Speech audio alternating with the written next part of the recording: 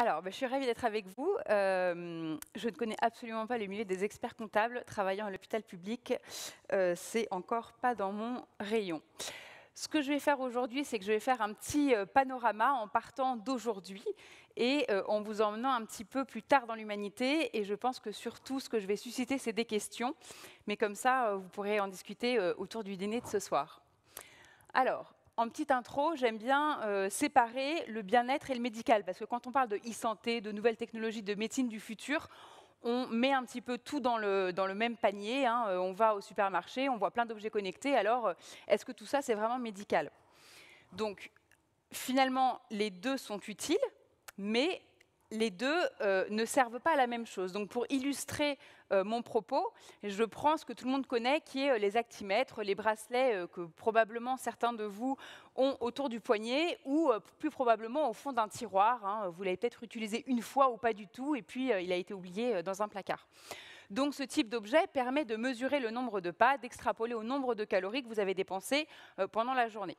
Est-ce que c'est un objet médical? Ça peut. En fait, vous avez des actimètres qui sont dispositifs médicaux et d'autres qui sont bien-être. La différence entre les deux, eh bien, pour l'actimètre que vous allez pouvoir acheter au supermarché à 60 €, hyper design avec des couleurs, l'idée, c'est que vous pouvez prendre 2-3 développeurs, vous les mettez dans une chambre d'hôtel, vous leur donnez des pizzas, vous fermez la porte, vous dites « Salut, à dans 3 semaines, je reviens, je veux un premier prototype ». Vous avez le prototype au bout de 3 semaines, hein, ça vous a coûté pas plus que les pizzas et la chambre d'hôtel et un petit salaire. Vous le mettez sur le marché et puis vous faites des itérations et puis à la limite, vous améliorez votre produit. Le dispositif médical, ça ne marche pas du tout comme ça. Ça va prendre des années à développer, il va falloir des budgets, des essais cliniques, mesurer contre le gold standard, etc. C'est très compliqué, ça coûte très cher, c'est pour ça que vous ne le trouvez pas dans le supermarché et qui coûte dans les 700 €, il existe vraiment. Alors, pourquoi est-ce que les deux sont valables, mais on ne va pas les utiliser pour la même chose? L'actimètre, finalement, que vous achetez au supermarché, ça va être très bien pour le patient qui a envie de se reprendre en main, de perdre du poids, peut-être il vient de faire un infarctus, il veut arrêter de fumer, voilà, il veut se remettre en forme. Finalement, un actimètre que vous trouvez dans le grand commerce, ça suffit largement. Par contre, il ne sera pas très précis. Moi, j'ai fait les tests, hein, j'avais 2 actimètres de marques différentes et j'utilisais 2 applications sur mon smartphone, donc qui utilisent le même accéléromètre, une qui était native au smartphone et une que j'avais téléchargée.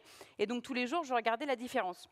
C'était n'importe quoi. Enfin, vraiment, c'est-à-dire que ce n'était pas une application qui surestime par rapport à l'autre. C'était un jour, elle surestimait, un jour, elle sous-estimait. Un jour, j'étais en garde pendant 4 heures, ça comptait plus rien. Enfin bon, ça allait un peu dans tous les sens, mais c'est pas très grave parce que finalement, on se rend bien compte au bout de 2 semaines si je fais plutôt 2000, 3000, 4000 pas ou si je suis plutôt à 20 000 pas. Donc voilà, même si c'est pas très fiable, c'est du bien-être, ça a quand même son utilité. L'actimètre dispositif médical, lui, il va servir quand on a besoin de mesurer des paramètres très précis. Par exemple, si vous voulez faire une étude chez les myopathes, voilà, les myopathes, donc, ce sont des personnes qui perdent la force musculaire, qui ne peuvent plus bouger, et quand on leur donne un traitement, en fait, en quelques semaines, elles vont retrouver du mouvement. Si vous voulez mettre un actimètre au poignet pour quantifier la reprise d'activité du membre supérieur, forcément, si vous avez celui du grand public, ça va quand même pas être très fiable. Mais si vous avez un actimètre médical, vous allez pouvoir faire des choses bien plus précises. Donc c'est juste pour vous dire qu'il faut faire attention à tout ce que vous voyez dans les supermarchés. Souvent, c'est pas très fiable, mais ça a quand même son utilité dans ce qui est le bien-être. Après, c'est peut-être pas ça non plus qui fera la médecine de demain très précise. On ne peut pas demander à des objets bien-être de prédire avec précision quand est-ce que vous allez faire l'infarctus ou toutes ces choses qu'on peut parfois entendre dans les médias. Mais les médias aiment le sensationnel. Donc des exemples dans la pratique. Donc j'ai eu fait par le passé des remplacements en médecine générale. Et donc j'avais toujours les mêmes cas, hein. C'était toujours la même chose. C'était la petite mamie toute mignonne qui vient me voir pour son renouvellement de traitement contre la tension. Et puis, eh bien, je prends la tension et puis elle a des chiffres qui sont un tout petit peu trop élevés. Alors je me dis, vous connaissez certainement l'effet blouse blanche. Est-ce que c'est le fait de voir quelqu'un de nouveau? Est-ce qu'elle a fait son marché juste avant? Elle a marché trop vite? Donc à chaque fois, on dit la même chose. Alors attendez, on va reprendre l'attention dans 5 minutes. On l'a peut-être fait au cabinet.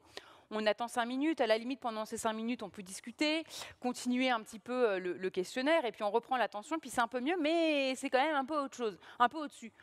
Bon, alors attendez, madame, on va s'allonger. Là, vous mettez les pieds en l'air, et puis on ne va plus parler du tout, et on va encore attendre 5 minutes.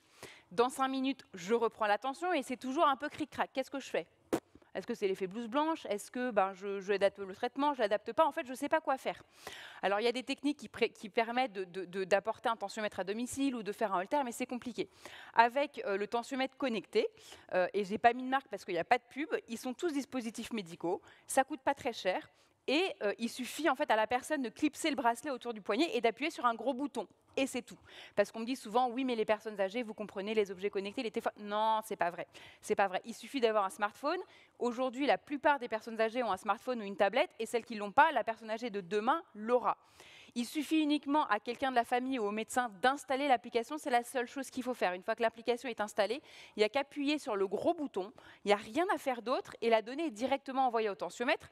Moi, je peux dire à la dame, écoutez, vous prenez votre tension quand vous y pensez pendant la journée, plusieurs fois, voilà, sur plusieurs jours, puis vous revenez me voir. Quand elle revient me voir, finalement, je n'ai même plus besoin de lui prendre sa tension, en vrai. J'ai juste besoin de lui dire « montrez-moi votre smartphone », je regarde son smartphone, et là j'ai toutes les tensions qui s'affichent, et je sais exactement si elle est équilibrée dans la vraie vie, ou si la tension qui était trop élevée, c'était l'effet blouse blanche. Donc il y a des objets qui sont très utiles à la médecine. Un autre exemple, s'il y a des diabétiques dans la salle, ça arrive quand même assez fréquemment, les diabétiques ont des petits dispositifs pour mesurer le taux de sang dans les petits vaisseaux capillaires du bout du doigt. Avant, les glucomètres, ça ressemblait, alors j'ai pas envie de vous dire droite ou gauche, je suppose que vous avez deviné tout seul. Et moi, quand j'étais étudiante en médecine, je dis, quand même, pour être diabétique, il faut être super intelligent parce que moi, j'y comprends rien. Marche, c'est menu, marche, le M. Les flèches, en fait, si on a des gros droits, si on a mangé, au bout de 3 semaines, ça marche plus. L'écran, on comprend rien, c'est quoi la pomme mangée, la pomme pas mangée, le livre, enfin bon, c'était pas du tout clair. Et donc déjà, d'avoir le diabète, c'est pas drôle parce que c'est une maladie qui est invisible, on nous menace de perdre la vue, de se faire amputer des pieds, alors qu'en fait, les gens ont l'impression d'aller bien, ils ne comprennent pas forcément ce qui se passe dans leur corps. En plus, il faut se piquer, en plus, il faut utiliser des machines auxquelles on ne comprend rien, c'est quand même pas très sympa. Et puis aujourd'hui, on a ce que vous voyez à côté, où finalement vous avez un petit trou en bas, où vous mettez la languette sur laquelle va aller la goutte de sang. De l'autre côté, c'est un petit capuchon, vous tirez le capuchon, vous branchez au smartphone, c'est fini. Voilà. Après, il y a tout sur le smartphone. Encore une fois, vous êtes un geek, vous pouvez tout à fait voir comment l'application marche. Vous n'êtes pas geek, pas besoin de voir comment l'application marche. Le médecin a uniquement besoin d'avoir accès à votre smartphone. Et derrière, comment ça se passait avant? Parce qu'une fois que vous êtes pris la glycémie, il faut aller la marquer dans un carnet. Et alors, le carnet, ça ressemble à ces choses-là. C'est hyper pratique. Mais vraiment, je vous assure, déjà, quand vous êtes médecin, vous avez un carnet sur tout le mois. Vous êtes comme ça, là, les pages sont collées avec le ketchup, le café, vous n'arrivez pas à lire, enfin franchement, non mais c'est horrible pour se rendre compte de voir vraiment ce qui se passe dans la vie du patient. Et puis pour le patient, encore une fois, mais c'est horrible, enfin, je veux dire, si vous êtes sorti au restaurant, vous avez oublié le calepin qui était dans l'autre sac, il faut penser à le sortir, on n'a pas forcément envie de le faire. Et donc ce qui se passait, c'est que les patients remplissaient les carnets de façon rétrospective, marquaient un peu n'importe quoi. Et en même temps, on les comprend. J'en ai même rencontré une, elle marquait tout avant, elle me disait « Ah non mais moi, docteur, dès qu'on me distribue le carnet, je remplis tout de suite comme ça, quand je reviens voir le docteur, je ne me fais pas disputer. » Eh ben, donc, heureusement qu'on a d'autres éléments sur la prise de sang pour adapter votre traitement quand même. Mais bon, donc aujourd'hui, finalement, c'est sur l'application. Encore une fois, vous n'avez pas envie d'y aller, vous n'y allez pas, mais vous avez envie d'y aller, vous pouvez aller voir. C'est pratique pour le médecin et pour le patient, il va comprendre ce qui se passe dans son corps. Donc quand à Noël, il va bouffer plein de chocolat, foie gras, etc., il va voir qu'il est tout le temps dans le rouge et là, il va se dire « Ah bah oui, mais alors quand on me dit que sur les yeux, quand même sur les pieds, peut-être faudrait que je fasse un effort. » Et quand il va faire des efforts, il va voir qu'en fait, assez rapidement, il passe dans le orange et dans le vert. Et là, il va se dire « Tiens, en fait, je fais des efforts et je vois que ça fonctionne. » Donc ça va aider le patient à faire partie de sa prise en charge. Et quand on parle aujourd'hui de relation avec le médecin qui devient un partenaire et qui n'est plus simplement une relation paternaliste, et bien là, en fait, on a des éléments qui permettent au patient d'être un vrai partenaire et pas juste, en fait, de ne pas forcément comprendre ce qui se passe dans son corps ou d'être sujet à uniquement ce que lui dit le médecin. Donc ça, c'est des objets très intéressants, mais pour contrebalancer mes propos, je vous disais qu'il faut quand même faire attention à ce que vous voyez, il y a aussi des objets parfaitement inutiles. Donc ça, c'est une tétine connectée, donc ils ont fait une entreprise, il y a des gens qui sont payés pour faire ça, avec des investisseurs qui ont mis, peut-être pas leur ISF, mais en tout cas qui ont mis de l'argent dans cette boîte pour faire une tétine connectée. Donc c'est une tétine avec un circuit électronique à l'intérieur de la tétine, déjà super idée. Vous mettez ça dans la bouche de votre enfant et ça vous dit la température. D'accord? Et alors, il y a des petits malins, quand même, des boîtes, ils ont dit « Ouais, mais attendez, nous, on a testé notre tétine et c'est un dispositif médical, c'est un vrai thermomètre. » Ok. Donc, en fait, si vous lisez les vraies définitions pour prendre la température dans la bouche, donc il faudrait que la tétine soit positionnée sous la langue, que l'enfant ferme la bouche pendant 2 minutes, s'il vous plaît, et ensuite, vous pourrez lire le résultat. Moi, j'ai une fille de 3 ans, celui qui arrive à faire ça à son enfant, vraiment qui m'appelle. Parce que je ne pense pas que ce soit possible. Voilà. Donc, finalement, que fait la tétine? Eh ben, elle donne n'importe quoi comme valeur. Et là, vous avez des parents qui vont s'affoler alors qu'il y a une fièvre, mais en fait, il n'y en a pas. D'autres qui vont croire qu'il n'y en a pas alors qu'il y en a, mais pourtant, quand même, mon enfant a l'air d'avoir de la fièvre. Je ne comprends pas, la tétine ne me l'indique pas. Donc, c'est quelque chose qui ne sert absolument à rien. Et de toute façon, quand on est parent, quand vos enfants ont de la fièvre, franchement, vous le voyez, il n'y a pas besoin d'aller dépenser de l'argent dans ce type de tétine, même en période de Covid. Voilà, donc toujours faire un petit peu attention, comprendre qu'en fait, tous ces objets, ce sont des outils, ce ne sont pas des solutions en soi, et qu'on trouve de tout et de n'importe quoi. Et alors ça, c'est un petit exemple de publicité qui m'avait beaucoup plu. C'était pour un objet américain qui a disparu depuis, hein, ça prenait tout un tas de paramètres, on s'en fiche. Et la pub, c'était « Check your health as easily as your email ». Eh bien, en fait, justement, c'est pas parce que je check mes emails que j'y réponds. Et en fait, c'est là que réside le Graal dans cette espèce de santé connectée, c'est que c'est pas parce que le patient a accès à la donnée qu'il va changer son comportement. La tech permet d'avoir l'accès à cette donnée, c'est super, mais ce n'est pas pour ça que les patients vont arriver à modifier leur comportement. Pour ça, il faut de l'humain. Si vous avez de l'humain, si vous avez des personnes humaines, alors ça peut être des nouveaux métiers dans la santé, ça peut être le médecin, les paramédicaux, qui on veut, qui va vous accompagner, et ça a été montré dans les études que quand on a quelqu'un qui accompagne, si vous avez un bracelet connecté et que vous avez quelqu'un qui va vous accompagner, vous dire ce qui est bien, ce qui n'est pas bien, comment vous pouvez améliorer, qui va vous encourager, qui va discuter avec vous de vos problématiques, vous allez y arriver. S'il n'y a personne, ben, ça finit au fond du tiroir comme la plupart des objets connectés. Donc ça, c'est très important. Tous ces outils sont tous ces gadgets, enfin finalement ces gadgets, ces nouveaux outils tech, ce ne sont que des outils, c'est pas ça qui va tout résoudre et il faut de l'humain derrière. Et c'est pour ça que quand on dit oui, la technologie va remplacer les métiers, j'ai envie de dire dans la santé, franchement pas beaucoup, même à la limite, ça, moi le chômage, j'ai envie de leur dire, non mais attendez, moi j'ai plein d'idées pour la santé, venez là, on va créer plein de métiers, plus personne sera au chômage. Mais bon, personne ne m'entend, je sais pas pourquoi. Ensuite, donc il y a d'autres avancées, ça c'était des exemples, ça c'est des choses qui arrivent déjà aujourd'hui. La robotique, alors on entend oui, le robot c'est le chirurgien de demain. Alors juste pour vous dire, s'il n'y a pas de chirurgien aux manettes du robot, le robot il fait rien, il bouge pas. Hein. C'est comme quand vous êtes dans un jeu vidéo, hein, si vous faites rien de votre clavier avec la souris, personnage il bouge pas. Là c'est pareil, hein, donc il va pas remplacer le chirurgien. La chirurgie va être réalisée de façon différente, mais il y aura toujours des chirurgiens. La génétique, l'intelligence artificielle aussi, hein, alors on en entend des masses et des masses autour de l'intelligence artificielle. Alors, je ne dis pas que tout n'est pas bien, il y a plein de choses bien, et surtout, avec le temps, on développe des outils qui sont de mieux en mieux, mais encore une fois, c'est une aide pour le médecin. Elle n'arrive pas à remplacer l'humain, et elle n'y arrivera pas parce que tout simplement, nous n'avons pas les mêmes compétences. Est-ce qu'on demande à une calculatrice de faire ce que fait l'humain? Mais non, oui, notre cerveau n'est pas capable de faire des super calculs comme font les ordinateurs, mais on a d'autres compétences que n'ont pas les ordinateurs. On a tout le côté humain, on a tout le côté espoir. Alors souvent, les gens ils disent oui, mais ça, c'est accessoire. Mais les gens qui disent ça, ils sont en costard-cravate, là, dans la salle, et ils vont bien, ils oublient hein, que quand ils sont malades, ils sont bien contents de voir un humain et qu'ils veulent aller voir le docteur et qu'ils ont besoin d'humains autour d'eux pour leur donner de l'espoir, pour leur expliquer, pour leur rephraser les choses, pour leur réexpliquer, pour choisir avec eux quand on a plusieurs options thérapeutiques, parce que peut-être qu'il n'y en a pas juste une meilleure que l'autre. En fait, il faut aussi parfois faire des choix avec la balance bénéfice-risque, et donc en aucun cas, ça remplacera l'humain. Et donc Watson, pour ceux qui connaissent, c'est le super ordinateur d'IBM qui avait fait beaucoup de bruit avec certains programmes dans le domaine du cancer. Et en fait, c'est sorti quand même en 2014, hein, ça faisait plein de promesses. Et puis les derniers articles qui étaient sortis, c'était voilà, c'était unsafe. Et en fait, le médecin, j'ai pas mis parce que c'est pas poli, mais le médecin qui avait mis une quote, une citation, c'était "This product is a piece of shit". Ce produit, c'est de la merde. Voilà. Donc, comme quoi, encore une fois, entre ce qu'on lit dans les médias et ce qui se passe dans la vraie vie, il y a souvent un espèce de fossé. Et en fait, on dirait que les médias ont envie, voilà, ils ont envie que ce ne soit pas que des outils. Ils ont envie que ça remplace, ils ont envie que ce soit à la place de l'humain, alors que ce n'est jamais à la place, c'est avec, on fait les choses ensemble, et c'est comme ça que ça marche le mieux. La génétique aussi, on peut éditer le génome maintenant, voilà, on sait tous ces choses-là.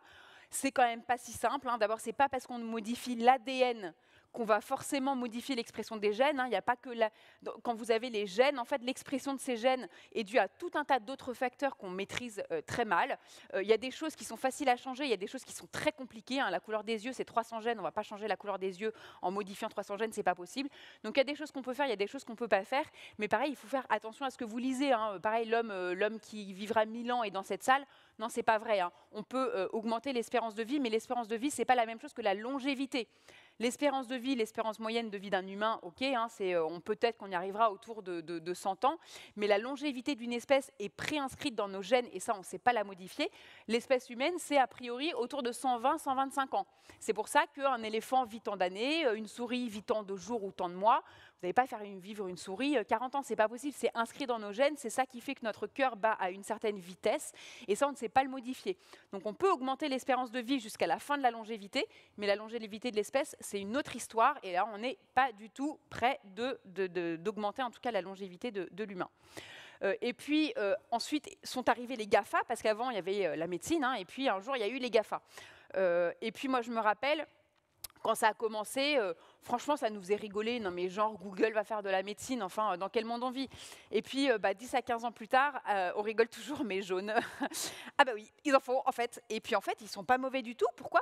Parce que quand Google va chercher des chercheurs, il vient, par exemple, en France, et il vous dit « Ah, mais comment, toi, dans ton labo, t'es payé 2000 balles par mois? Mais il est vieux, ton labo, mais il est moche. Comment? Mais tu es chercheur et tu passes ton temps à faire des papiers pour avoir de l'argent, pour avoir 3 cacahuètes, mais c'est horrible. Viens dans mon laboratoire, je vais te payer 20 000 $ par mois, tu auras tout le matériel dernier cri et tu pourras chercher ce que tu veux et nous ferons toute la paperasse pour toi. » Bah oui, forcément, qu'est-ce que vous voulez, il y en a qui partent. Alors ils partent, ils cherchent et ils trouvent. Voilà, donc ils vont trouver des choses en fait. Ils vont vraiment trouver des choses, ça aura un prix. Le prix, ça sera la donnée. Et ça, c'est une autre discussion. Mais je pense que dans le futur, et qui n'est pas si loin, quand vous aurez quelqu'un qui a atteint d'une maladie grave, et qu'en fait, s'il donne ses données à Google, il a un traitement, moi, je ne vois pas trop de monde qui dira non. Et puis après, ce sera une société où le contrôle sera fait par la donnée, si ce n'est pas déjà le cas aujourd'hui. Et ça, c'est une autre discussion, mais c'est une réflexion à avoir. Et puis pour finir, quelques slides encore sur, moi j'aime bien se dire, en fait tout ce qu'on fait aujourd'hui, ça a un impact sur demain, même si on ne s'en rend pas compte. Et en fait la question qu'il faut se poser, c'est quelle humanité on a envie d'avoir pour demain, surtout quand on parle de médecine. Et même parfois, je dis pire, quand j'ai des soignants devant moi, je leur dis, mais en fait pourquoi est-ce que vous soignez?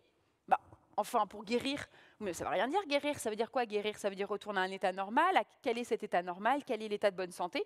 Et là, on se rend compte que tout d'un coup, ça devient beaucoup plus compliqué. Est-ce qu'on veut développer une société de la normopathie? C'est-à-dire, on est tous parfaits, vous faites tous vos 10 000 pas par jour, vous avez tous un poids qui est parfaitement dans les normes. Et puis, en fait, si tout ça est comme ça, c'est que vous êtes aussi surveillés. Hein. Quand vous prenez votre croissant le matin, vous allez vous faire engueuler, vous feriez mieux de prendre une pomme. Si vous arrivez au travail, mais vous ne souriez pas, est-ce que vous avez un problème d'humeur? Est-ce que vous êtes dépressif?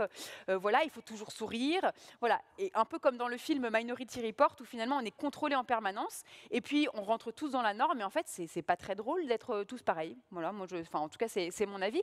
Mais est-ce que c'est une société comme ça qu'on veut? Et aux États-Unis, pour les assurances, je peux vous dire qu'ils sont déjà un petit peu dans cette vague. Est-ce qu'on veut une société du cyborg? Ça, c'est le transhumanisme, c'est l'homme augmenté. Donc l'homme, en fait, aujourd'hui, on répare l'homme, on le ramène, vous ne voyez pas bien, on vous met une paire de lunettes, on vous ramène à une vision normale. L'augmentation de l'homme, c'est l'étape d'après. C'est-à-dire que vous voyez normalement, on vous met un implant rétinien, vous êtes capable de voir la nuit. On vous met un implant dans les oreilles, vous êtes capable d'entendre des fréquences que vous n'entendiez pas habituellement. On vous met un exosquelette, vous êtes capable de courir beaucoup plus vite qu'Usain Bolt. Ce sont des choses comme ça. Donc finalement, c'est la société du super-héros. Quand on voit les films de super-héros, on les envie, puis en même temps, ils sont toujours vachement seuls, quoi, hein. C'est une société de la compétition, les super-héros entre eux, ils s'entendent jamais très bien. Est-ce que c'est ça qu'on veut? Je ne sais pas, en tout cas, on peut se poser la question, hein. Il y a aussi pas mal de choses qui sont développées qui surfent cette vague. Est-ce qu'on veut une société de l'eugénisme? Donc, comme dans Bienvenue à Gattaca, où finalement, on pourra faire la sélection des embryons. Et alors, est-ce que devenir roux, par exemple, non, quand même, c'est pas bien, on va plus avoir de roux. Est-ce que, comment est-ce qu'on va sélectionner les personnes? Est-ce qu'on choisit son bébé sur catalogue? Je ne sais pas. Qu'est-ce qui devient normal, pas normal? Je ne sais pas non plus. Ou est-ce qu'on veut une société du virtuel? Virtuel, c'est comme dans Transcendance, c'est quand l'homme upload sa machine dans un ordinateur.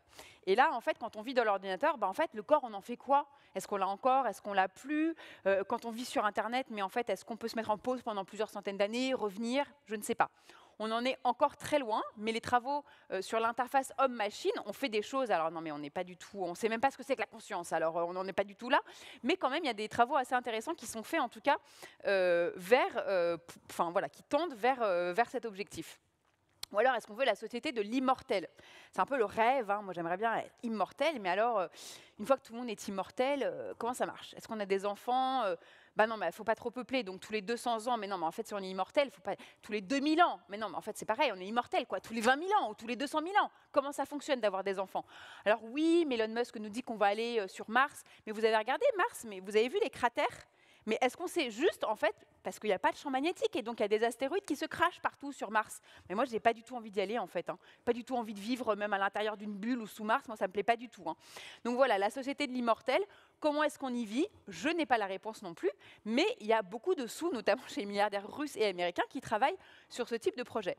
Donc tout ça pour dire qu'il n'y a pas un de ces scénarios qui est à jeter ou qui est le bon.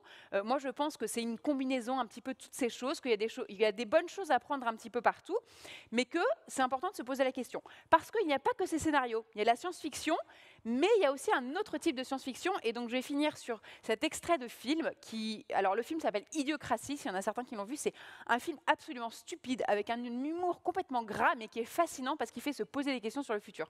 C'est le mec au QI le plus moyen en 2005, a été cryogénisé, il se réveille 500 ans plus tard, et la planète est devenue idiote. Et donc, il va voir le médecin, mais il n'y a plus de médecin, il n'y a que des techniciens et un super scanner, et regardez ce qui se passe.